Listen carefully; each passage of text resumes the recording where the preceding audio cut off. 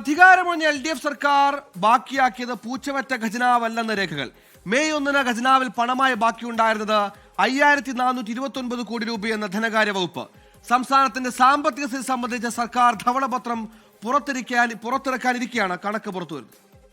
പുതിയ സർക്കാർ അധികാരത്തിലെത്തുമ്പോൾ പഴയ സർക്കാർ ബാക്കിയാക്കിയ ഖജനാവിനെ സംബന്ധിച്ച ചർച്ചകൾ ഉയരുക സ്വാഭാവികം.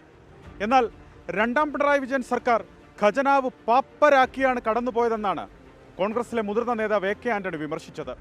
ഖജനാവിൽ പൂച്ച പറ്റി കിടക്കുന്നുവെന്നാണ് മുഖ്യമന്ത്രി VD സതീശന്റെ വിമർശനം.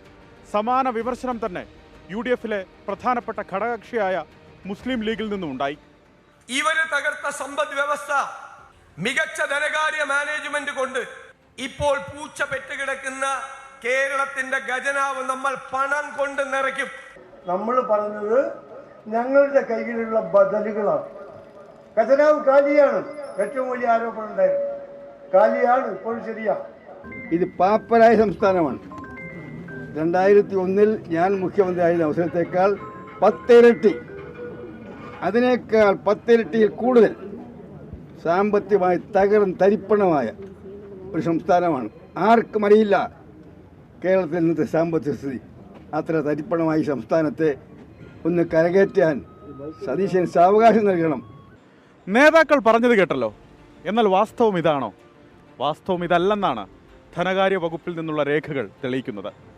രണ്ടാം പിണറായി വിജയൻ സർക്കാർ അധികാരമൊഴിയുമ്പോൾ ഖജനാവിലെ നീക്കിയിരുപ്പ് 5429 കോടി രൂപയാണെന്നാണ് രേഖകൾ.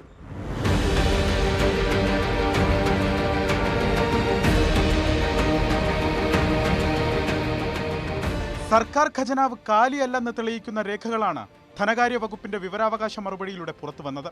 ലിക്വിഡ് മണി അഥവാ പണമായി ഖജനാവിൽ ബാക്കിയുള്ളത് 5429 കോടി രൂപയെന്ന് ധനകാര്യ വകുപ്പ് സർക്കാർ മുദ്രയോടുകൂടി നൽകിയ മറുപടിയിൽ വ്യക്തമാക്കുന്നു. ഇക്കഴിഞ്ഞ മെയ് 1 വരെയുള്ള കണക്കാണിത്. ഇതിനു പുറമെ special drawing facility, wise and means advances എന്ന നിലയിൽ അടിയന്തര ഘട്ടങ്ങളിൽ 5670 കോടി രൂപ വരെ വായ്പയെടുക്കാൻ സംസ്ഥാനത്തിന് സാധിക്കുമെന്ന് RBIയും വ്യക്തമാക്കുന്നു. 2001 വലിയ തകർച്ചയിലാണ് സംസ്ഥാനത്തെ സാമ്പത്തിക സ്ഥിതിയെന്ന AK ആന്റണിയുടെ പ്രസ്താവനയെ തള്ളിയ മുൻ ധനമന്ത്രി KN ബാലഗോപാൽ സമാനമായ കണക്ക് മുന്നോട്ട് വെച്ചിരുന്നു. ധനകാര്യ കാര്യങ്ങൾ ഏറ്റവും നന്നായി നോക്കുന്ന ആളാണ് നമ്മുടെ നിയുക്ത മുഖ്യമന്ത്രി. അപ്പോൾ ധനകാര്യ കാര്യങ്ങൾ നോക്കി ഫിനാൻഷ്യൽ പൊസിഷൻ ബെറ്റർ ആണ് എന്നുള്ളത് കൊണ്ട് തന്നെയാണ് ഈ ഗ്യാരണ്ടികൾ പറയാനുള്ള ഒരു ധൈര്യം വന്നത്. ആ ഗ്യാരണ്ടികളെ കണക്ക് വെച്ചാൽ, കാരണം ഞാനല്ല വേറൊരാളായാലും ധനകാര്യ വകുപ്പ് കൈകാര്യം ചെയ്യുന്ന ആളുകളുടെ കയ്യിലുള്ള നോട്ട് പുസ്തകത്തിൽ മാത്രം എഴുതുന്ന കണക്ക് ട്രഷറി ഒക്കെ പബ്ലിക് അക്കൗണ്ട് എല്ലാം നമ്മുടെ പൊതു സുതാര്യമായ കാര്യമാണ്.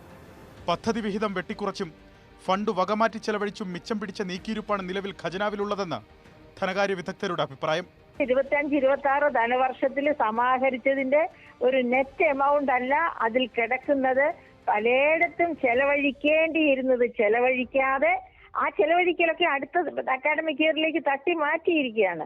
അങ്ങനെ ബാക്കി വെച്ച തുകയാണ്. ഖജനാവ് കാലിയാക്കിപ്പോയ സർക്കാർ എന്ന പഴി കേൾക്കാതിരിക്കാൻ കാണിച്ച സൂത്രപ്പണി മാത്രമാണിതെന്ന് അധികാരത്തിലെത്തിയ സർക്കാർ വൃത്തങ്ങൾ വാദിക്കുന്നു. ബജറ്റിന് മുൻപേ സംസ്ഥാനത്തിന്റെ ധനസ്ഥിതി സംബന്ധിച്ച് ധവളപത്രമിറക്കാൻ സർക്കാർ തിരക്കിട്ട നീക്കം നടത്തുന്നതും അതിനാലാണ്. KSRTC ബസ്സുകളിൽ സ്ത്രീകൾക്കുള്ള സൗജന്യ യാത്രയടക്കം ഇന്ദിരാ ഗ്യാരണ്ടിയിലെ ജനപ്രിയ പ്രഖ്യാപനങ്ങൾ നടപ്പിലാക്കാൻ VD സതീശൻ സർക്കാരിന് ഈ ഖജനാവിലെ നീക്കിയിരുപ്പ് ഉപയോഗിക്കാം. ഒപ്പം ഖജനാവിലേക്ക് അധിക റിസോഴ്സ് കണ്ടെത്തി ഈ 5 വർഷക്കാലവും ജനകീയ പ്രഖ്യാപനങ്ങളും പദ്ധതികളും നടപ്പിലാക്കാൻ ഈ സർക്കാർ മുൻകൈയെടുക്കണം. തിരുവനന്തപുരത്ത് നിന്നും അലക്സ്, റാം മുഹമ്മദ്, 24.